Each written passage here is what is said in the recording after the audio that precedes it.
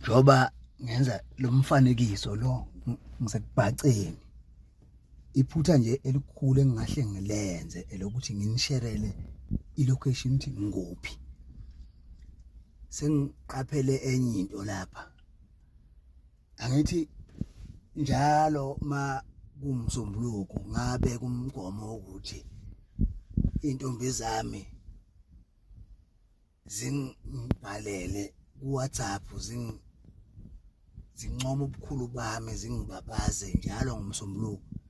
Manje nangingena ku-WhatsApp ngibona cishe ngiqaphele sengifike entombini ka-15 ukuthi hawu yindaba ama-profile picture alezi ntombi zami aney'thombe ezibukhwebelezane. Ngithi mina hayi kunento abadudene ngayo la bantu, phela iy'ntombi zami ayizwani ngaleyo ndlela. Manje ma kwenzeka kukhona okungivelelayo yazini ukuthi ilabafazi, yilabafazi kunento abazama ukuyenza. Manje ake sengithe angibhace ngibe lapha abengeke bekwazi ukungithola khona.